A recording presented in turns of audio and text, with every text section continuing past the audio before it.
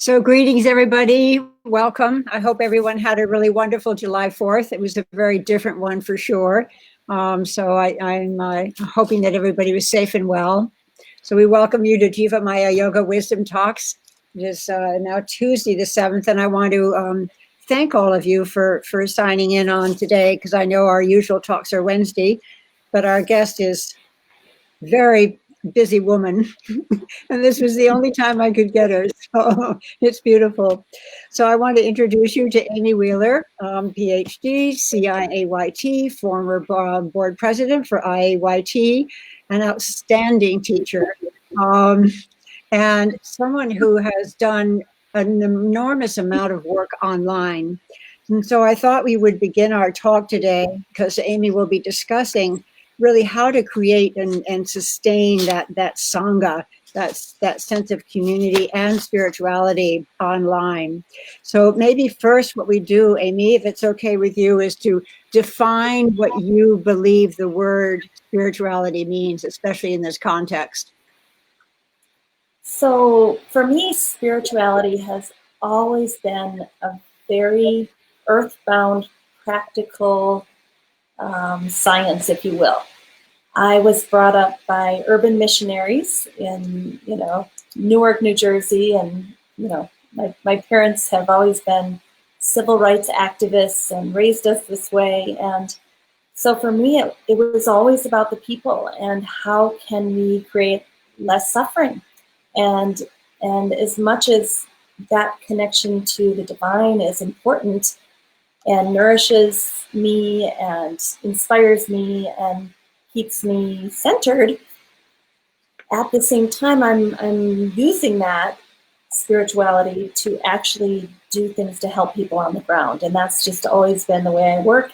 Some people go up, I bring it down. So that's really what I'm trying to do with my yoga therapy school, is teach people how to be embodied, even after their trauma, even after their mental health crisis, even after the physical body breaks down.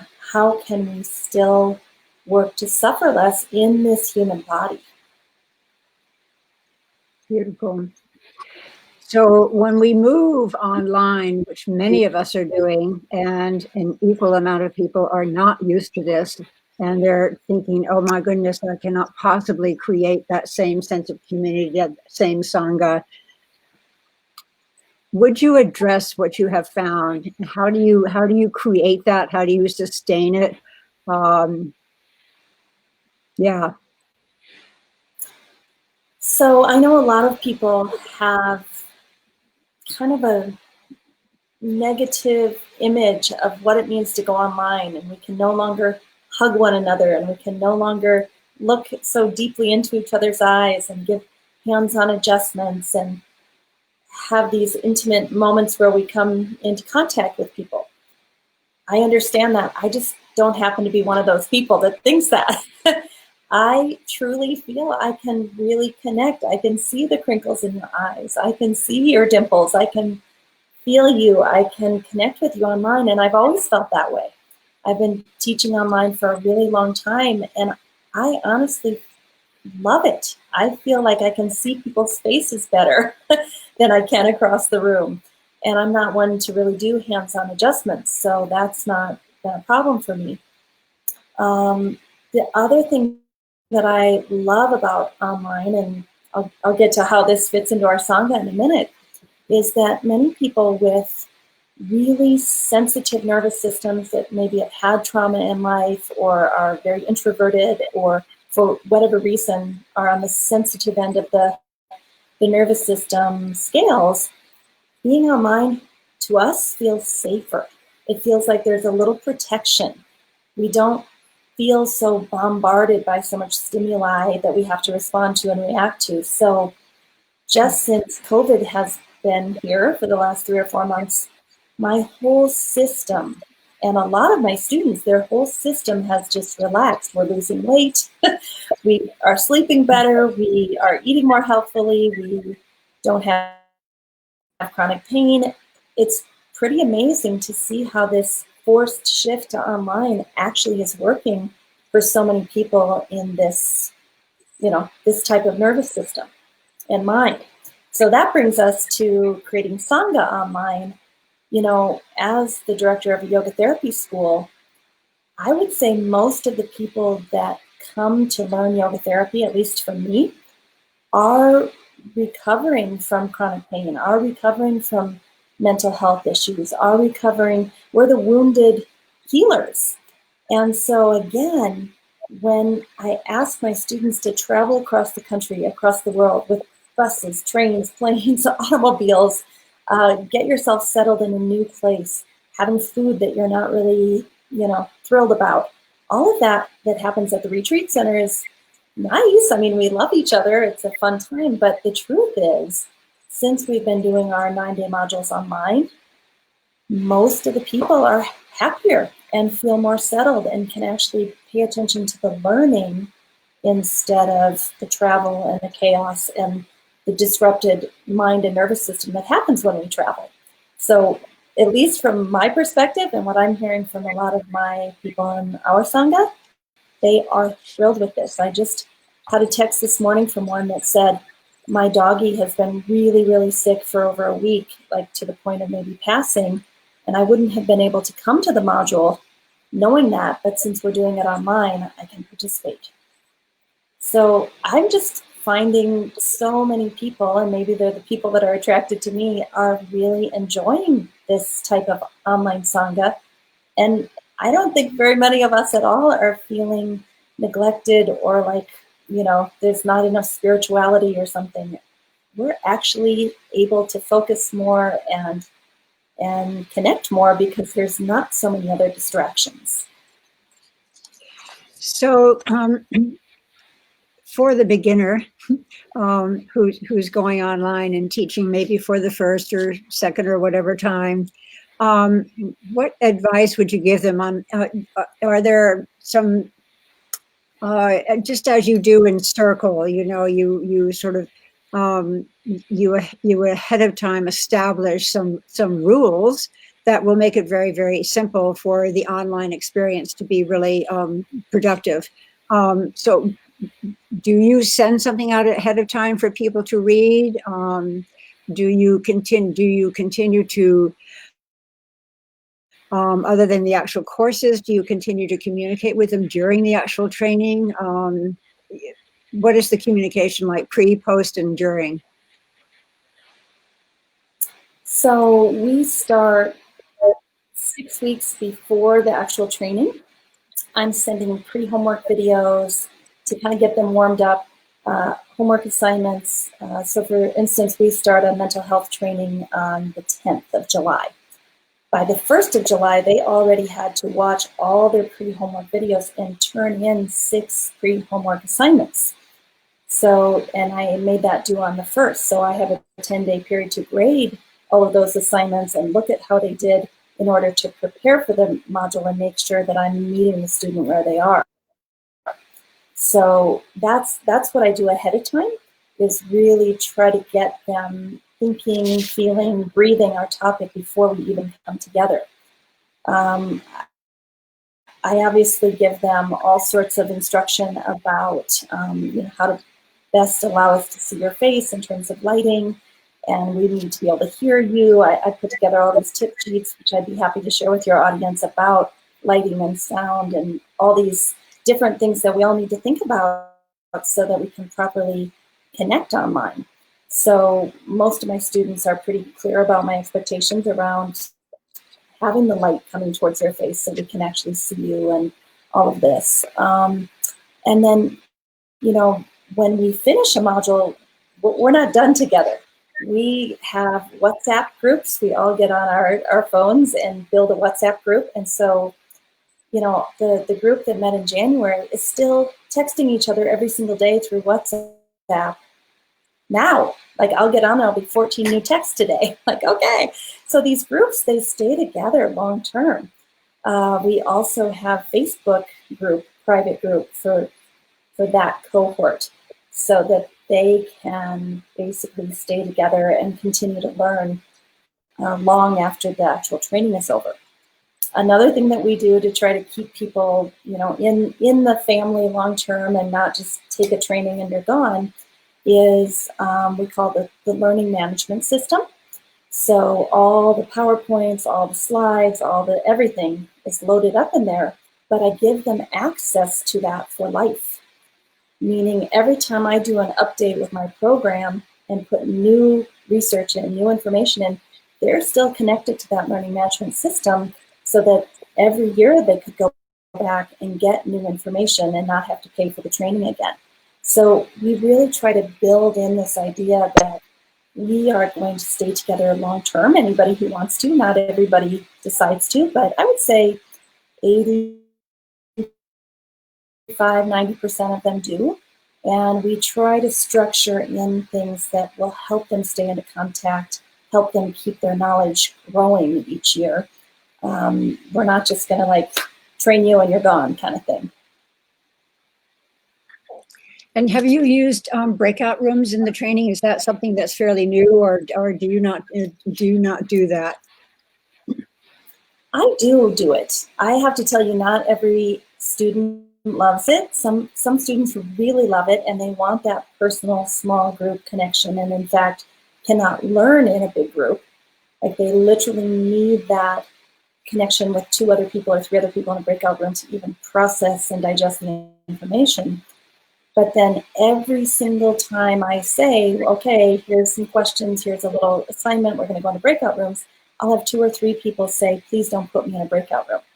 Because again, if you've had trauma, if you have a sensitive nervous system, if you have some kind of mental disturbance, you don't want to go in a breakout room with people and talk about your deeper stuff. And so it's a protective mechanism. So while I personally love breakout rooms, I'm also sensitive that it's not for everyone. And there's some people that can't learn without it. So, we have to figure out how to balance all the needs in the group. And so what I usually do is we actually do use the breakout rooms, but I always give people the option. If you'd like to go take a 10 or 15-minute break and do some self-care, come back at 4:30. And so they have the option to, or maybe go journal on your own if you don't really want to be in contact with people. That's another thing, these online learning days are long. And so, giving people the opt-out at any time to go do self-care is really important, I think.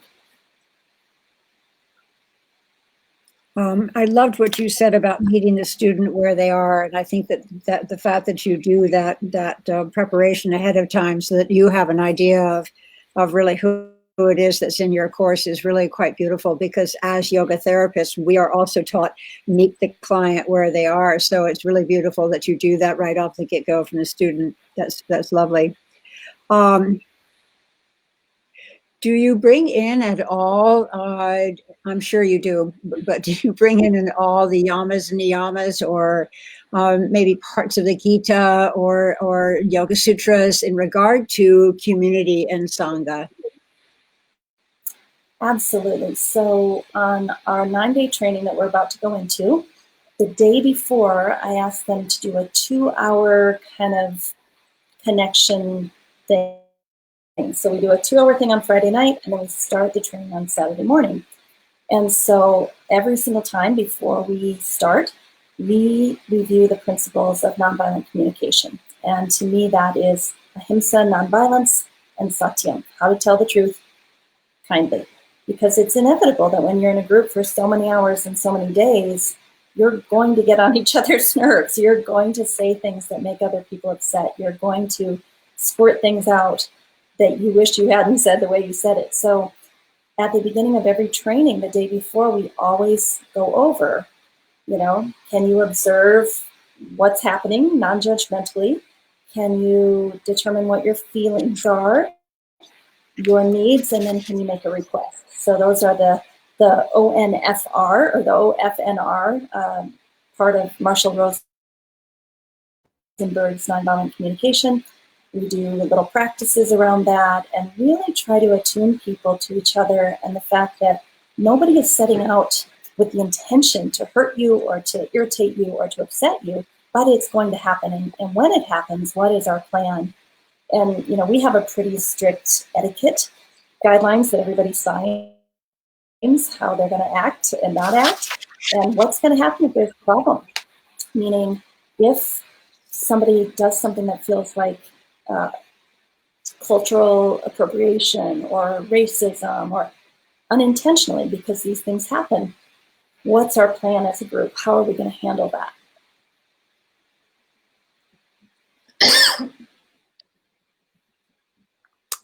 So you had said that when we were speaking about that, to practice NVC, and you mentioned Marshall Rosenberg in everything that you do. Would you like to expand on that? What NVC means and what that comment is about? Yeah. So NVC stands for nonviolent communication. Right. And I've studied this for many, many years. My mother got me started probably 15 years ago. And I think what tends to happen in group dynamics is that someone does something that really triggers us. And if we repress it, it comes out and squirts out in many different weird ways, or maybe we blow up eventually. And so the idea is that each person is responsible for their own feelings and needs. And if we don't get in touch with our feelings and needs and then make requests of people, they can't read our minds. So most people don't want to do this. They don't want to check in with their feelings and their needs and then make requests. They rather want people to read their minds and understand them, which is impossible, right? So that's, if we have 5 9-day modules in our 2.5-year training, before every single module, we're going to review nonviolent communication for 2 hours and tell each person it's your responsibility to tell us what your needs are, to tell us how our actions are affecting you, and take breaks when you need it if you're mad at us. So, like I said, my idea of spirituality is it's an active process with other human beings constantly.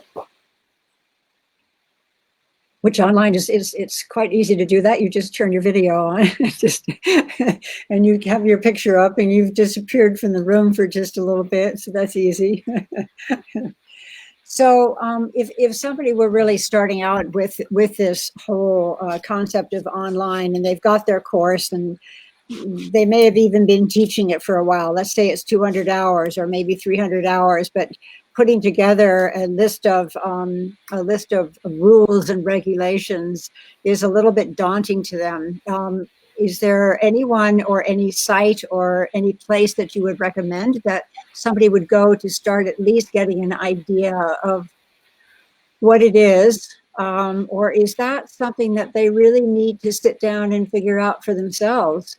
They really need to go in and come up with what they really feel is important for their group.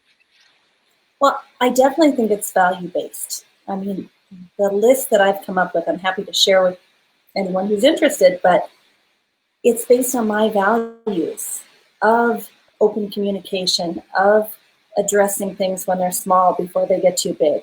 Like the essence of who I am and what I value has come out in my etiquette code, right? And so what happened is I've been teaching, pretty big trainings since early 2000s. And every time I'd have some disaster happen, I'd update my code. And so that's how, and it's ended up being a little bit large.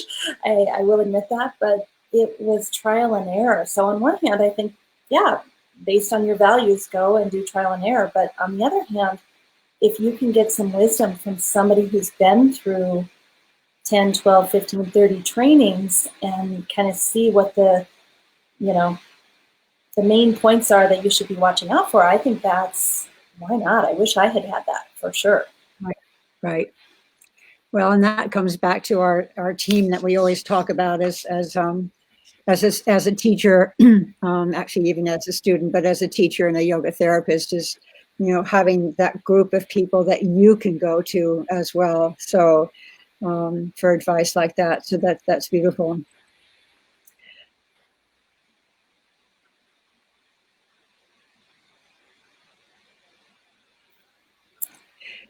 I'm trying to think that online is it's a wonderful format in many, many, many ways. And it's certainly helping all of us at this time tremendously. Um, for those that are maybe not even involved in yoga, but maybe they've got board meetings, maybe they've got something else going on. So you need to still create that spirituality. I remember, for an example, I'm leading up to a question here of how you would begin the meeting when you don't really know who might be showing up, and there are no rules and regulations that you can send out ahead of time.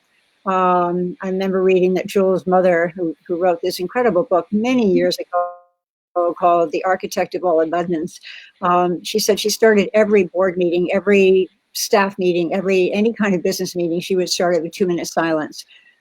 And that really registered with me. And I'm wondering if you do anything like that when you're in your yoga therapy training. I realize it's yoga, so there's probably some mantra, etc. But or maybe even board meetings that you've been involved in that are not necessarily yoga based. Yeah, so for my trainings, I have every single time I start with lighting the candle and thanking those who have gone before us to pass down these teachings and how blessed we are to be receiving them at this moment in time. And then, sometimes we'll do some chanting or something. But I'm also thinking, I'm a college professor and that needs to stay a little bit more secular, but I still do a check-in every single day with my students. So it's, we're on Zoom and I'll say, if you feel comfortable, you can type chat me privately or you can do it public so everybody can see. Just one word about how you're feeling today, where you're at. This will help me attune to you and make the lecture that I'm about to give. I can give examples, if I see any themes in how you're all responding. So that's what we did the whole spring semester. I started every class that I teach with a check-in, and then I would go down and kind of read them and see themes, and does anybody want to talk? And some people would, some people didn't want to. I ask all of them to keep their cameras on at all times unless there's a reason they don't or can't. And so, we tried to create a little community right there in, California State University, sports psychology class. So I think it's possible in all settings. That's gorgeous. I love the idea, which we do when I'm teaching a Phoenix Rising yoga therapy and Ayurveda course. It's keeping the camera on is really, I think, an important thing. It's that showing up that's needs to be visible. Yeah, that commitment and responsibility for it. Yeah, that's beautiful. Is there anything else that comes to mind in regard to online Sangha community, creating it, sustaining it, that we may not have yet touched base on? So, as a part of our yoga therapy training, we have a 6-month business course, how to develop your business based on the yamas and niyamas and your ideal clients and, who you are. And in this business course, we're really, trying to figure out how to make a living doing what we love in a sustainable way. And so what I'm telling all of them is it is not enough to put yoga classes out online. Those are a dime a dozen. They're free. You have to choose a niche and create a community around your classes. It cannot be I'm logging on at 4 o'clock and by 4:03 we're doing asana for an hour and we're off by 5 and we don't talk in between.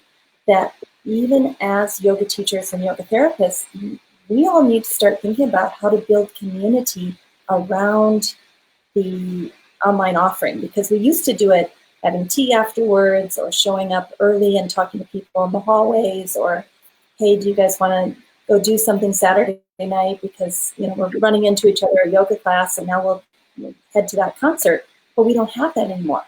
So we have to find ways to create community over and above just the yoga class, if that makes sense. And so I think my students are having a hard time getting their head around that. Like, are you kidding me? I have to create a community in addition to offering the classes? And I'm like, yes, you do.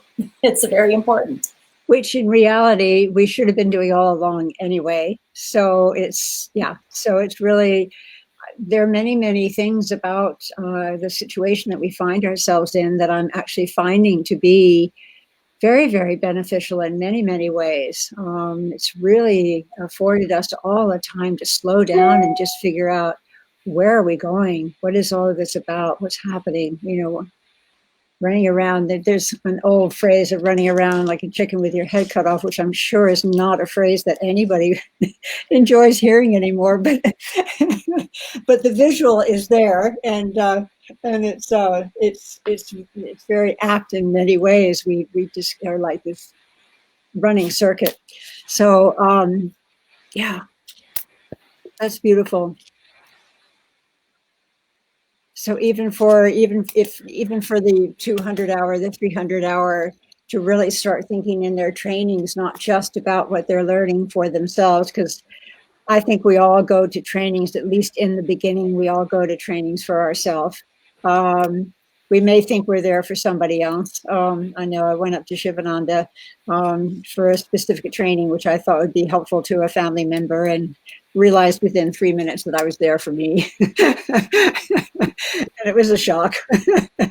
But yeah, so it's funny. But even in those trainings, thank you for that point. That's beautiful to really start thinking about, where am I going with this? Why am I here? What am I doing with this? That's awesome. Yeah, and how can I create community outside of the walls of Zoom? Like, we got to get creative. I'm starting podcasts. I'm starting all sorts of private Facebook groups. I'm, like I said, WhatsApp, and all sorts of different ways to continue to connect with people, so that it's not just, here's an experience and now we're gone. And maybe some final advice, because this sounds like a tremendous amount of work. And so when does, in this case, when does Amy Wheeler take her self-care? How do you work around that? Because online is actually in many ways more work, in some ways anyway. Maybe it's the same amount of time if you have to travel places, etc. But there's a lot of follow-up that needs to be done that may not have necessarily occurred otherwise. So what do you suggest for people who are finding themselves a little bit overwhelmed with this? I would say structure, structure, structure. So I get up around 5 a.m. and I do all my self-care until 9 a.m., which sounds like a big block, but my little nervous system needs it. And I start work at 9 o'clock and I work hard until 5 p.m. And then between 5 and 5:30 p.m., we are done for the night. We do not check social media. We don't do it. We're done. So, setting those strict, bookends on your day, and not allowing yourself to work into the night or wake up at 6 a.m. and get on the computer. I consider I have a work day. And when that work day is done, it closes and we move on. And regarding, the amount of work that it takes, I hear that a lot. Like, oh, I have to post on Facebook or Instagram, and I think, let's try not to think of it as work. I mean, how blessed are we that we get to do this for a living? And I personally think it's connection. It's fun. I'm watching some of the other people online, like Dr. Ananda from India. He's having a great time during COVID. Right. And connecting and being of service to us. So let's do that. Let's make this a lot of fun instead of like one more thing we have to do. Right. That's beautiful. So it all begins with our own sadhana. Yep. Always does, right? Yep. It's beautiful. Amy, thank you so, so much. I know that everyone who's listening and will be listening to this was jotting down notes of how to do this and how to do that, and I'm sure they'll be in touch with you as well. So I really, really thank you. I'd like to let people know that we'll be back on Wednesdays as of next week, and next Wednesday we have a wonderful guest, Alan Shelton, who will be speaking to us from Hawaii. You met his wife, and now you're going to meet him. He is and he has a company that he calls Enlightened Entrepreneur, and he's actually been coaching corporations throughout the world for many, many years now about spirituality in the corporation. So I think you will enjoy Alan tremendously. He's got a tremendous sense of humor and brings a tremendous amount of wit and wisdom to the subject. Following that, on the 22nd, we're going to be graced with Jerry Silverstein, who is, I would say, probably one of the best Vastu practitioners in this country. And she'll be showing us or telling us or sharing with us with all of us now, maybe working at home or maybe we have a little cubicle that we work from. How do we make that place be the spiritual place that we want it to be? So her talent with Vastu is enormous. And then we end with Swami Dharmananda from the Shivananda Ashram, who will be speaking about Dharma, which is, of course, absolutely key to all of this. So thank you, Amy, again, so, so much. It's just such an honor that you're with us today, and I really appreciate your time and your wisdom. And I hope you have a really awesome evening, everyone, and I'll see you next Wednesday. Thank you, Abby. Have a great day. Thank you for the invitation.